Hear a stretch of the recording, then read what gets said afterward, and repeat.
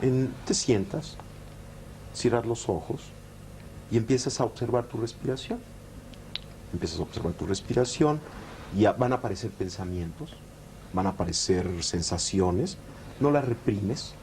Por ejemplo, si aparece un pensamiento, pues lo dejas pasar y vuelves a tu respiración.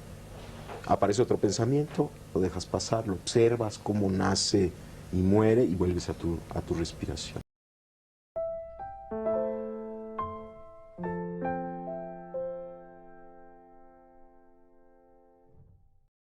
Jacobo Grinberg nació el 12 de diciembre de 1964 en la Ciudad de México, en una familia de inmigrantes que habían escapado de las persecuciones antisemitas en Europa del Este. Estudió psicología en la Universidad Autónoma de México y un doctorado en neurociencia en la Universidad de Nueva York. Grinberg escogió el cerebro humano como su tema de investigación y se propuso responder una pregunta que no lo dejaba dormir: ¿de dónde proviene la experiencia? Para responder a esto te recomiendo poner especial atención en esta parte, para que podamos entender lo que Grinberg llamaba experiencia. Jacobo se refiere a la experiencia como algo mucho más profundo que simplemente vivir un evento o tener una sensación momentánea. Para él, la experiencia es la base de la percepción de la realidad y esta está íntimamente relacionada con la conciencia. Grinberg proponía que la realidad no es algo externo e independiente, sino que es construida activamente por la mente. Lo que experimentamos, en este caso colores, formas, sonidos, emociones, es el resultado de una interacción entre un campo externo, lo que podríamos llamar la realidad objetiva, la que podemos ver, palpar y sentir, y nuestra mente que interpreta y organiza esa información. En su teoría sintérgica, la experiencia surge de la interacción entre el campo neuronal del cerebro y un campo fundamental, una especie de tejido de la realidad, no sé, así lo explicaba él. Para Grinberg, la experiencia es el punto de encuentro entre el observador y el observado, o sea que su observación podría alterar un posible resultado. O bueno, si lo entendí yo, no me haga mucho caso. Le pregunté a ChatGPT y básicamente me dijo que en la física cuántica lo llaman principio de incertidumbre. Un científico está midiendo la posición de un electrón. En este caso, el observador es el científico o el aparato de medición y el observado es el electrón. En la mecánica cuántica, el acto de observar o medir una partícula como un electrón puede cambiar su estado. Es decir, el observador no puede medir la posición y la velocidad exactas del electrón al mismo tiempo, por lo que el proceso de medición altera lo que se está observando. Si no entendiste, te voy a poner otro ejemplo. Un maestro está observando a un estudiante mientras resuelve un problema en el pizarrón. En este caso, el observador es el maestro y el observado es el estudiante. El maestro presta atención a cómo un estudiante resuelve un problema, analiza sus pasos, sus errores o aciertos. La presencia del maestro también puede influir en el comportamiento del estudiante, por ejemplo, hacerlo ver más nervioso o concentrado, lo que ilustra cómo el observador puede afectar al observado. Y si aún así no entendiste, pendejo, ahí te va de nuevo. Básicamente puede que tú estés contestando tu examen de manera correcta, y el simple acto de que tu profesor mire directamente tu examen para luego humillarte internamente, diciéndole a toda la clase que deberían de leer bien las preguntas antes de contestarlas, podría hacerte dudar de tu respuesta y cambiarla, aunque ésta sea correcta. En este caso, la presencia del observador, que es el profesor, podría afectar el resultado del observado. Tú. Entonces, para Grinberg, la experiencia es el punto de encuentro entre el observador y el observado. No hay una separación clara. Lo que experimentas es una mezcla de lo que percibes y de lo que tienes internamente. Memoria, creencias, expectativas, etc.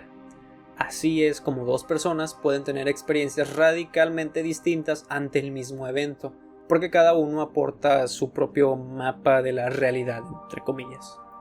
Y ahí te va otro ejemplo porque eres muy inteligente. Supongamos que tienes un accidente automovilístico. Quizás para ti, el piloto, pudo ser un evento traumático que logró que no te subieras a un carro por un mes, mientras que a tu amigo Oscar de copiloto se lo tomó con toda la tranquilidad del mundo. Un evento exactamente igual, pero con dos realidades diferentes. Chinga tu madre, Oscar. Pero Grinberg no se quedó ahí nada más, ya que también lo investigó a través de uno de los temas que más le hicieron cuestionar su seriedad como científico, y que irónicamente años después también lo llevó a conocerse de manera internacional. Especial atención otra vez aquí. Por lo que entendí, a este campo fundamental Grinberg lo llamó la latiz del espacio-tiempo, básicamente una especie de red universal con la que el cerebro humano, o más bien el campo neuronal de nuestro cerebro, está conectado, donde esté funcionando de manera como de herramienta para poder crear lo que llamamos realidad, casi como si fuera una antena. El cerebro humano no percibe directamente la latiz. Lo que hace el cerebro es distorsionar, organizar esta red para convertirla en una experiencia consciente, que es básicamente lo que experimentamos como real. En este caso, colores, sonidos, formas, emociones, etc. Así la realidad que experimentamos no es la latiz en sí, sino una representación mental construida a partir de ella. Por eso Greenberg decía que la conciencia no está dentro de nosotros, sino que nosotros somos una expresión de esta red universal. No entendí una chingada. Jacobo, a través de su búsqueda insaciable por el conocimiento, se topó con el chamanismo, los estados alterados de conciencia y las capacidades paranormales del ser humano, ya que básicamente drogarse, ¿no? Casi. Cuando digo paranormal, no quiero que pienses en fantasmas y cosas de terror. Más bien que pienses en algo que no puede ser explicado con ciencia clásica tradicional, ya que muchas personas tienden a mirar hacia otro lado cuando hablamos de cosas paranormales, ligados siempre a cosas de fantasmas, espíritus y demonios, muchas veces por culpa de Hollywood y sus chingaderas de películas. La palabra paranormal se refiere a un evento que la ciencia actual no puede explicar. No tiene que ser forzosamente tema de fantasmas ni de terror. Jacobo en esta búsqueda encuentra algo, o más bien a alguien que le daría un fuerte golpe a su escepticismo y que le haría replantearse fuertemente lo que conoce como conciencia. Este alguien es Bárbara Guerrero, mejor conocida como Pachita. Pachita fue una curandera y cirujana psíquica que operaba en la Ciudad de México en las décadas de 1960 a los 80.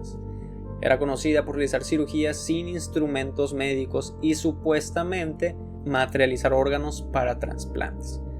Todo en un entorno ritual, en un estado de trance, canalizando a un espíritu a lo que ellos llamaban el hermano Cuauhtémoc. Jacobo Greenberg lo conoció en los años 70. Por medio de su investigación sobre sanadores tradicionales. Su encuentro con Pachita fue tan impactante que decidió estudiarla de manera directa, conviviendo con ella y presenciando sus supuestas cirugías psíquicas. Greenberg no solo fue un observador, sino que participó activamente en sus rituales, tomó notas detalladas y trató de comprender el fenómeno desde un marco científico y espiritual a la vez, razón por la cual fue altamente cuestionado y desprestigiado tanto en su momento como en el futuro. Pachita representa un ejemplo que muchos consideramos real de que la mente humana puede acceder a niveles de la realidad que la conciencia convencional no acepta. Ella encarnaba lo que él llamaba la manipulación de la latiz, desde estados de conciencia expandidos, donde Pachita, según las notas de Greenberg, literalmente podía manipular la realidad. Que Jesucristo. Para Greenberg, estudiar a Pachita era como ver lo que después llamaría su teoría sintérgica, casi que de manera poética, siendo una realidad.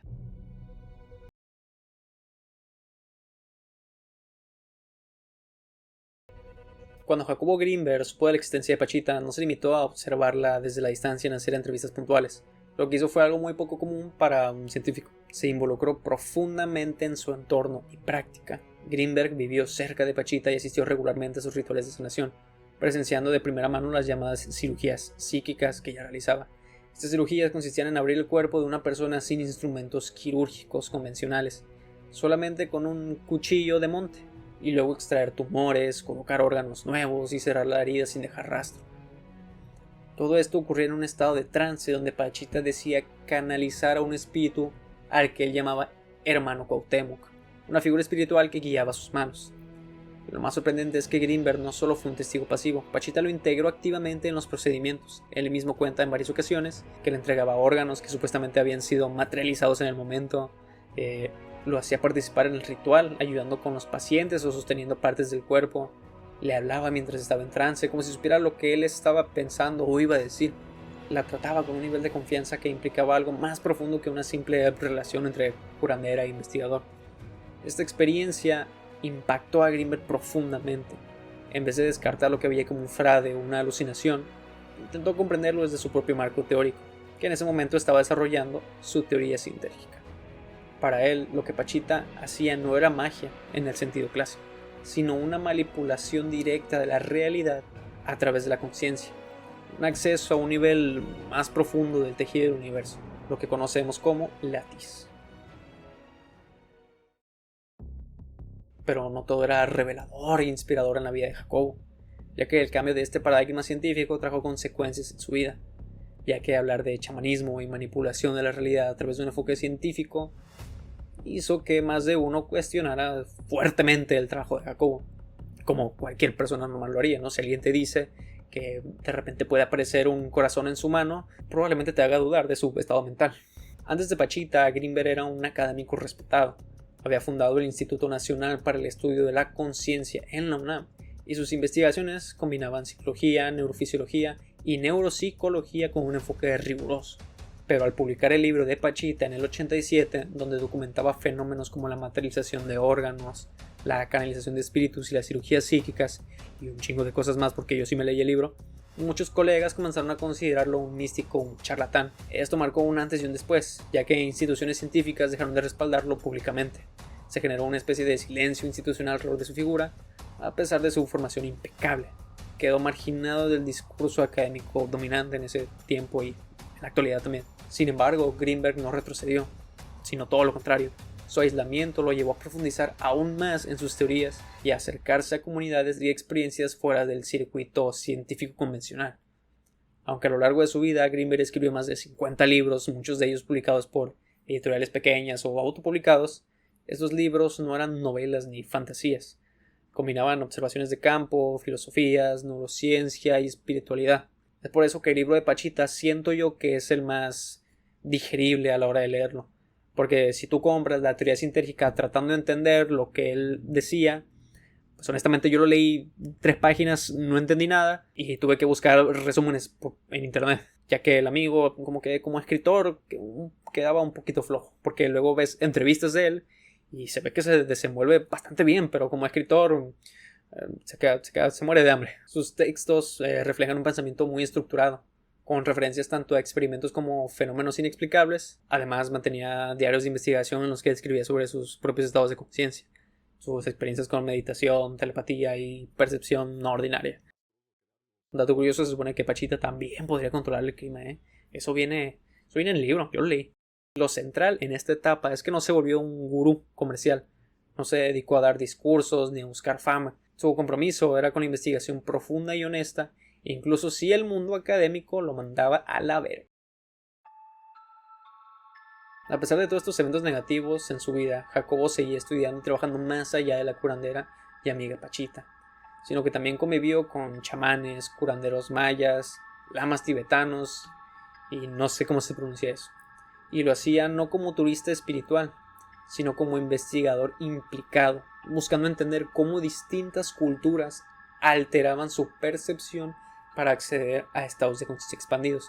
Esto lo llevó a identificar patrones como en diferentes tradiciones, el uso de símbolos, cantos y rituales como mecanismos para reorganizar la percepción, la posibilidad de alterar la relación entre la conciencia y el espacio-tiempo, el concepto de que la realidad es una ilusión organizada por la mente, idea compartida por el budismo y el chamanismo. Él mismo practicaba meditación, ayunos, ejercicios de silencio y otras disciplinas para modificar su estado perceptual.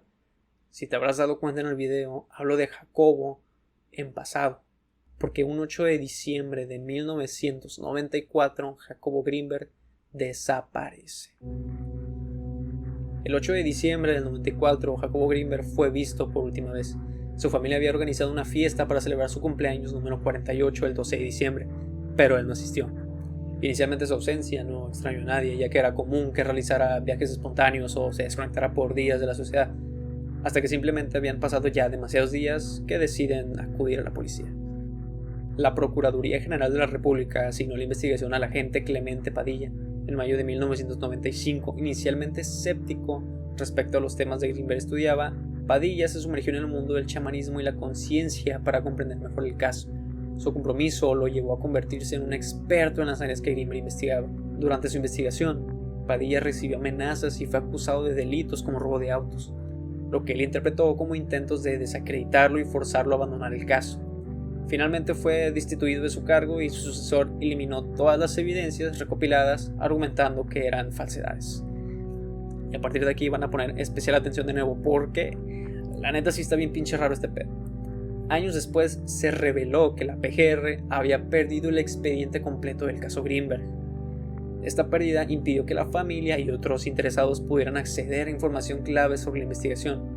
El hermano de Greenberg, Jerry Greenberg, intentó reabrir el caso, pero se encontró con la imposibilidad de hacerlo debido a la desaparición del expediente. Clemente Padilla, incluso después de ser apartado del caso, continuó investigando por su cuenta, y en una entrevista mencionó haber recibido una llamada de un testigo que afirmaba haber visto a Jacobo Greenberg en Boulder, Colorado. En compañía de 2 personas, el testigo, trabajador de una gasolinera, aseguró que Greenberg descendió de una avioneta tipo, no sé cómo se dice, y luego abordó un automóvil blanco, para jamás volver a ser visto. Padilla no rechazó del todo la historia de este testigo. Teorías de su desaparición hay unas cuantas, como la que dice que quiso desaparecer. Algunos sugieren que Greenberg decidió desaparecer voluntariamente para continuar sus investigaciones en secreto o para evitar represalias por sus teorías controvertidas. Otra teoría es que fue un evento paranormal. Dada su profunda inmersión en el estudio del chamanismo y fenómenos paranormales, hay quienes creen que su desaparición podría estar relacionada con eventos más allá de la comprensión científica convencional, esta última siendo la menos convincente de todas, ya que incluso usando la lógica de Greenberg, tuvo que alcanzar un nivel tan alto de conciencia para desmaterializarse, nivel que quizá ni siquiera Pachita logró alcanzar. Algo dudoso, ya que según Greenberg el nivel de conciencia de Pachita simplemente era muy superior al resto, y por eso su conexión con el hermano y todas las hazañas que supuestamente hizo. Pero existe una tercera teoría, que de hecho no es tan improbable como parece, y que de hecho cuadraría con el testimonio del supuesto testigo en Colorado. La CIA tiene fama de hacer experimentos a puertas cerradas. Se llenan de teorías de conspiración, de que guardan ovnis, aliens o chingadera, para después negarlo todo, hasta el punto donde seguir negándolo es un insulto a la inteligencia humana. Un ejemplo claro es el MK Ultra, un experimento real, o el proyecto Stargate, también confirmado como real por archivos desclasificados en 2017. Archivos que tú tranquilamente te puedes dar a Google y puedes buscarlos ahí. Están a todo público. La comandante a cargo de la investigación declaró que no encontró nada fuera de lo normal en su casa. No encontró señales de allanamiento o pistas que indicaran que se preparó para un largo viaje. Lo típico, ¿no? Ropa faltante, calzado, maletas afuera. O sea, es como si simplemente Jacobo se haya evaporado. La Agencia Central de Inteligencia desclasificó un gran número de documentos. Es así como el proyecto Stargate y otra serie de experimentos se dieron a conocer. Y entre todos los documentos aparece un artículo llamado Correlatos psicofisiológicos de la unidad y la gravitación de la comunicación, donde se redacta básicamente que el cerebro es capaz de recrear un campo energético, campo neuronal, donde ésta se expande en el espacio interactuando con el espacio y la materia continua. Es capaz de cambiar el contenido informativo de este último y por lo tanto afecta a otros campos neuronales y fuerzas físicas. De acuerdo a la teoría de gravedad, puede ser producto de una alteración de información contenida en el espacio-tiempo, y la comunicación humana está basada en interacciones de un campo neuronal. Esto puede ser producto de una alteración de información contenida en el espacio-tiempo, y la comunicación humana está basada en interacciones de un campo neuronal. Si esto te sonó familiar a la teoría sintérgica de Jacobo Greenberg, es porque de hecho sí lo es. Y esa es la tercera teoría, que para muchos es la más convincente. Esto da pie a que Jacobo fue secuestrado o reclutado por la CIA.